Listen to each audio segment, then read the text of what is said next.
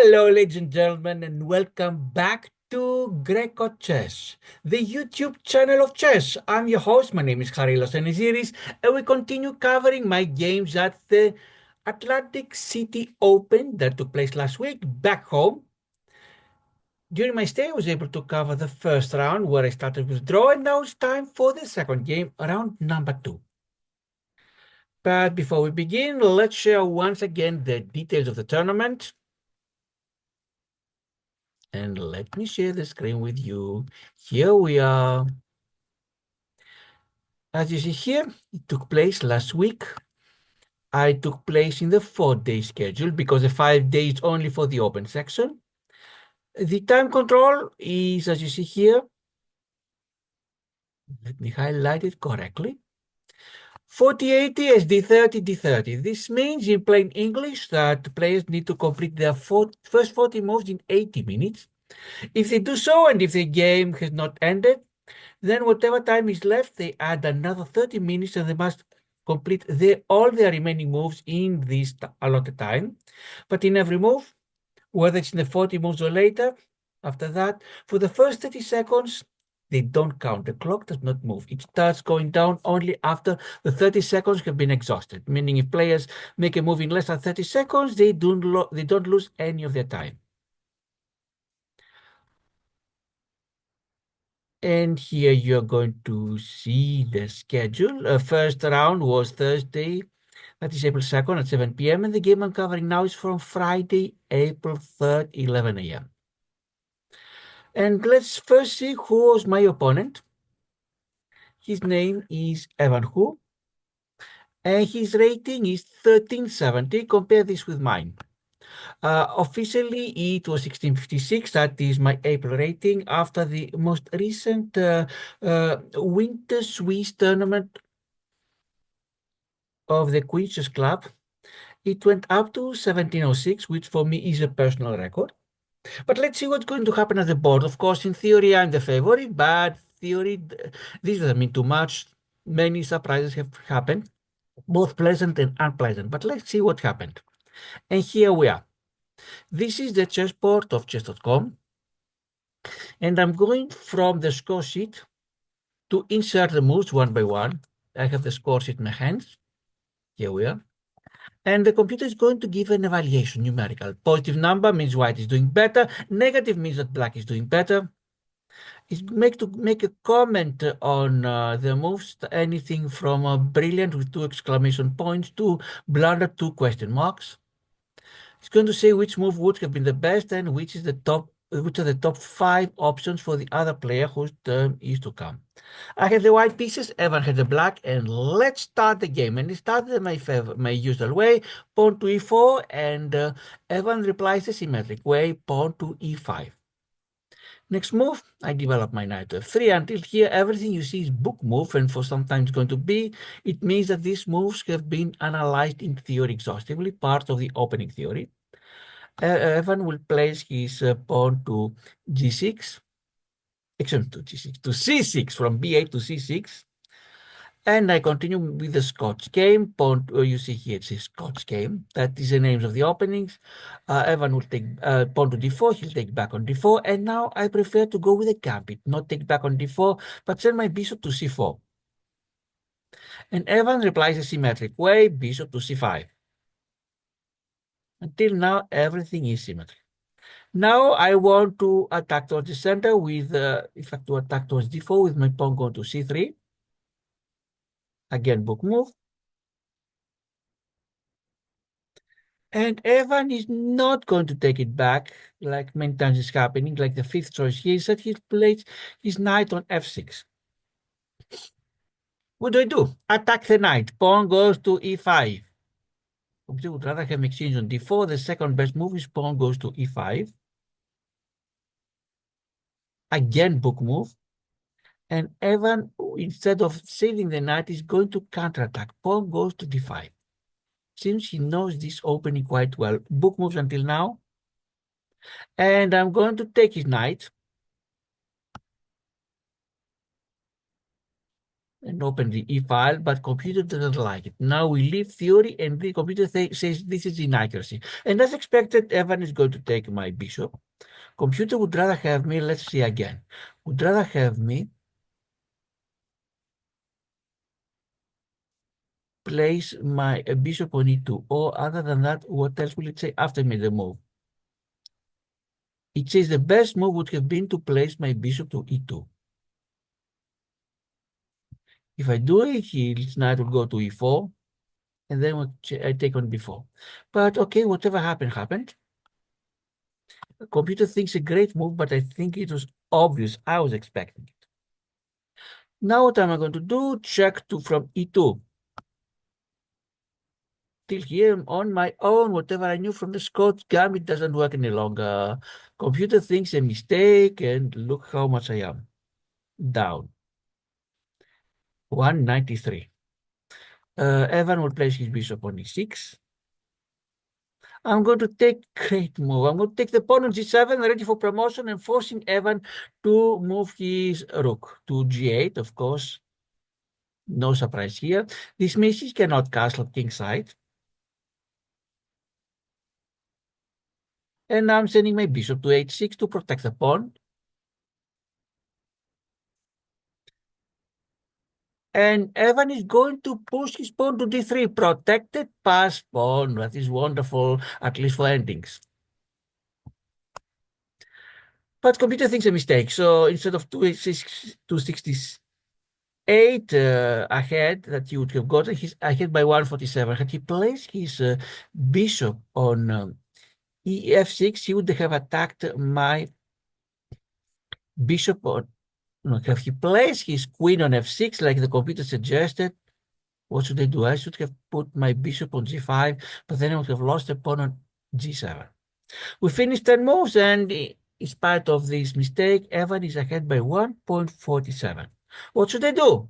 First of all, let's protect the queen and send the queen to attack h7. If I can take it, it's going to be wonderful, but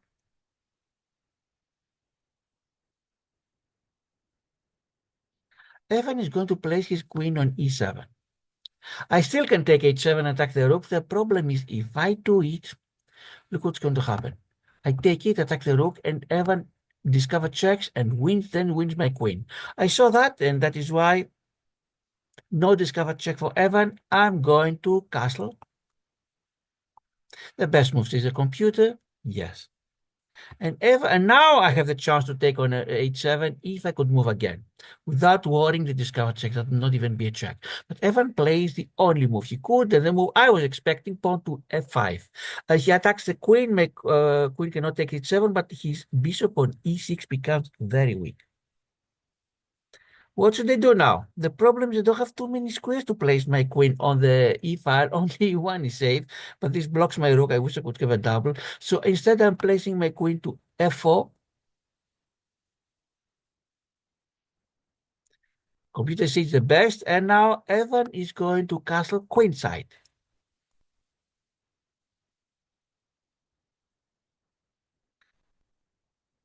And at this point, I saw an opportunity.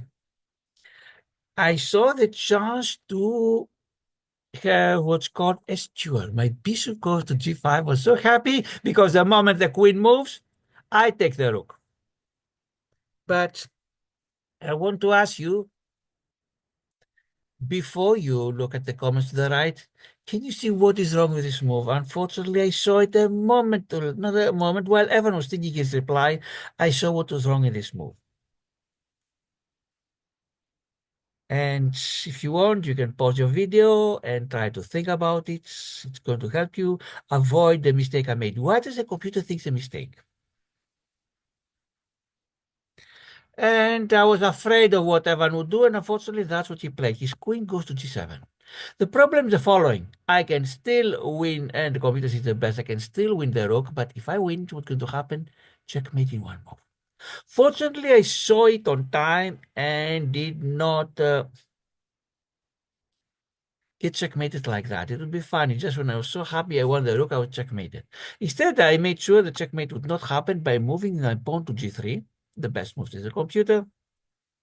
Rook goes to d6, and now I cannot win the rook. Mistakes the computer, but despite of that, after 15 moves, Evan is ahead by 1.71. Let's see how game will continue.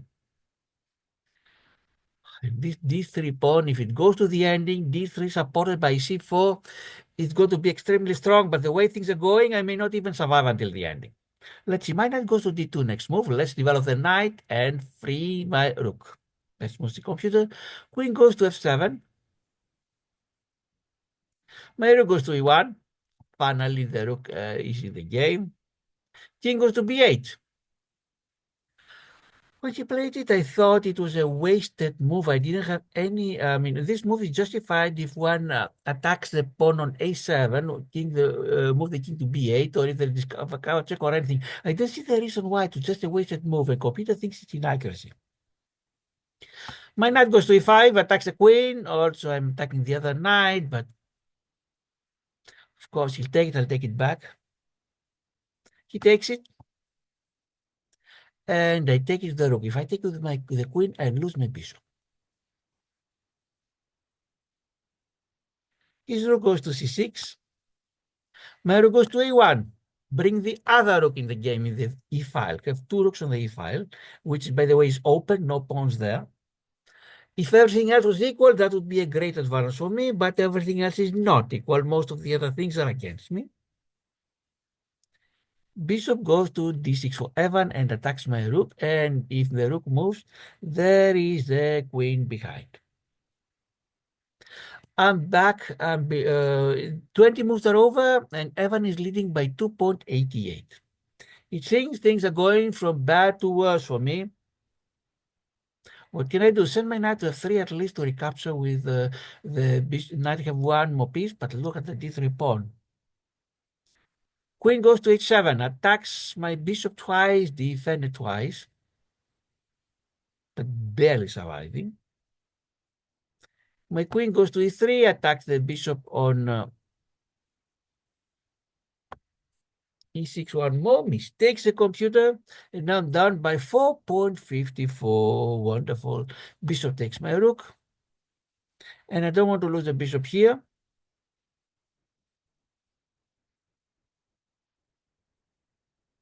But how can I save it?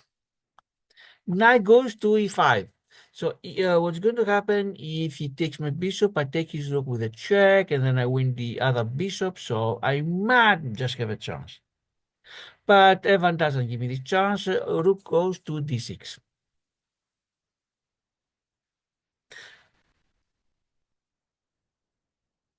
My knight goes to f3 once again to protect the bishop. The best is the computer, but look at my score, minus 477. Rook goes to e8, threaten the queen with a discover. Now that my bishop's attack only once, I have the luxury to move my bishop, move my knight from f3, and I'm setting to d4 to attack the bishop. Inaccuracy the computer. Bishop goes to f7. And look at that. After 25 moves, I'm ahead by 5.48. What I was expecting is, look, my queen is attacked. I cannot take the rook because bishop will take my queen. If it goes, for example, to d2 is a safe square, or maybe c1, it takes, and then I lose my bishop. So things were going from bad to worse. It was completely hopeless. My queen goes to d2 as expected. Uh, of course, Evan takes my rook. I take back. And now we at move 27. I'm down by 6.18. All Evan has to do is win my bishop on g5. The queen can take it, and he's really ahead. It's completely hopeless for me. But sometimes luck is on your side. I knew that only a miracle could help me, and well, believe it or not, the miracle happened. When it was Evan's turn to play, he decided bishop is not enough. Let's also attack my knight by moving the pawn to c5. And you see here, this is a blunder, and suddenly from minus 6.30, I'm ahead by 3.65. When he played it, I Didn't know what to say. In the beginning, I thought he had a faster way to win even more material and perhaps even checkmate me. Why would he do it? But then I saw that now I was winning. How would I win? Computer says the ideal move is queen to e5 and pin the rook. I decided to send my queen to e7, the second best move according to the computer, but this only gives me a draw. I'm currently attacking, this is a computer, I'm attacking the rook on d6. I have a lot of threats now. Uh,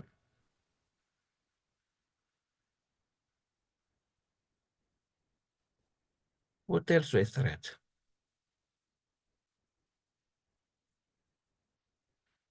Place my bishop on f4 and attack now the rook is lost, or at the very minimum I'll get an exchange when he takes my knight on d4 and I take it back. And without the rook, it's not easy for him to checkmate me. I didn't at that time. I didn't realize that my score. I missed a great chance. I thought I was so lucky to survive, and I thought I was winning. In reality, I was not yet winning. It was only a draw. Evan is still ahead by 0.01, as you see. How did he reply? Queen goes to g6.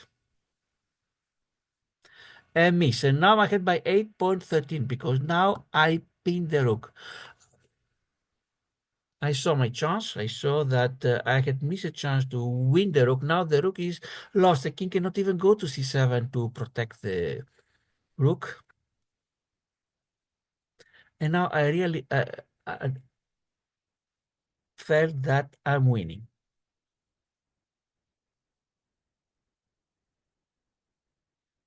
Still, it's not the best move on the computer. The best would have been knight goes to b5. But still, now I'm very much ahead. Queen goes to g8 for Evan. And now I have mate in 7 moves. Believe it or not, I was down by an enormous amount, more than 6, and just a few more moves. Now I'm making 7 moves. My queen will take the rook on d6. Now I get material. King goes to a8. What other choice? It can either go to c8 or a8. c8 means queen goes to c7, mate immediately.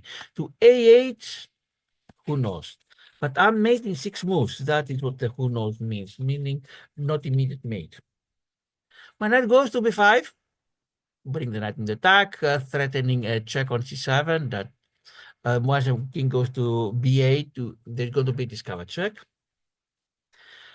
Queen goes to c8, the only move that can keep Evan in the game, supposedly. I mean, otherwise it would be immediate loss because now it cannot check from c7. Queen takes the knight.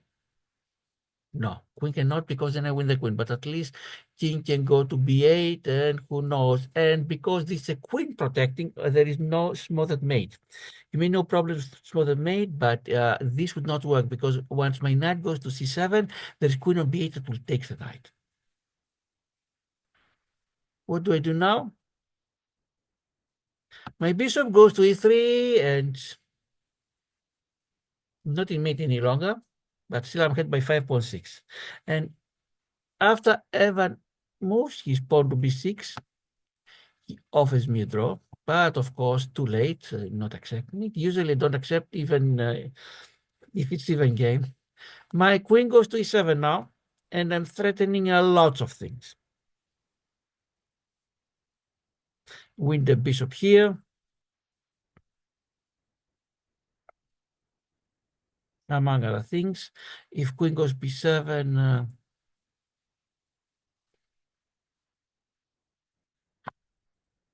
what else can black do? Ideally, they say queen goes to b7. My queen, look what the computer says. Computer wants the queen to go to b7, then I check from f8, queen to b8. I win the bishop, and I have a good game. I had by 9.2. But Evan makes my life easier. Bishop goes to g6, and now it is checkmate in 1 move. So I won the second game against Evan just by luck. More luck than I deserved. Will I continue being lucky in the next few games? You know that luck is not a very faithful friend. It's not always on your side, but this time I was really lucky. And now about Evan, just to tell you, these things happen.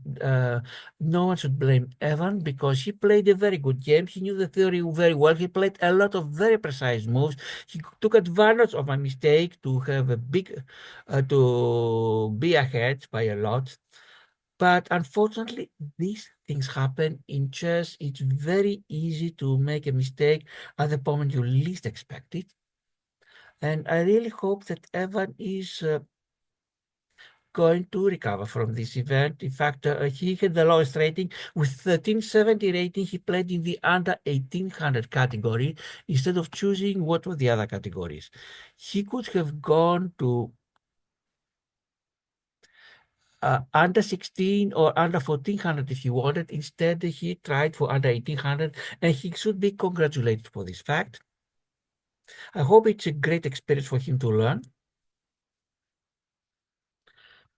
But let's see now, what does the computer think about the game? Let's go back to the board. Where is the review? The review is here.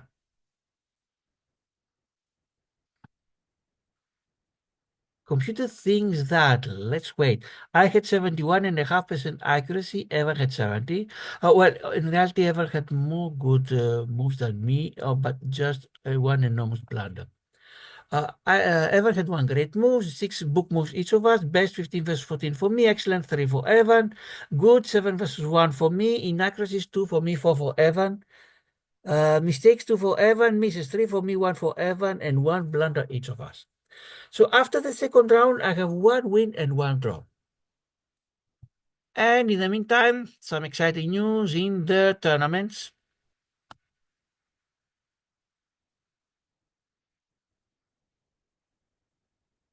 The grecochess 64 tournament has begun. We found 64 people that have registered,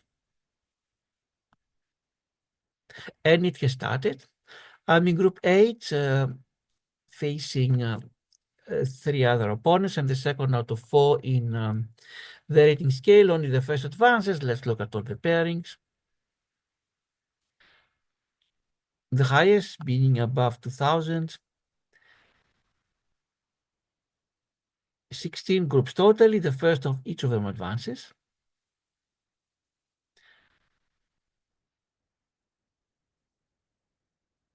Let's see how it's going to continue. And let's see the other tournaments.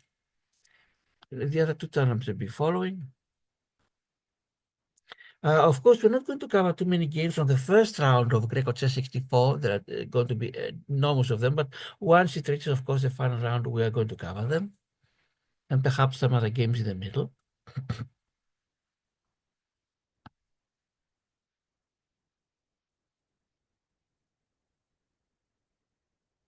The other tournaments do we have online?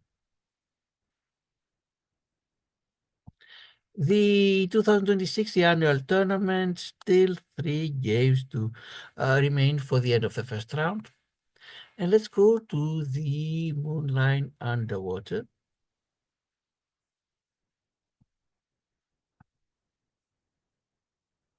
That is in the final round. I don't think anything has changed. Your pairings. This is the final round. 6 finalists. The games have started. None of them has been completed. As they complete, we're going to cover them. But that's it for the second round of the Atlantic City Open. In the next video, in next 5 videos, we are going to cover the remaining 5 rounds to see how it went for me. And in the meantime, there's going to be one more tournament from the memorial tournament of the Queen's Chess Club. Thanks everybody for watching, to the subscribers, to the likes, to the comments. This is grecochess. I am your host, Karilaos Aniziris. To all of you, goodbye.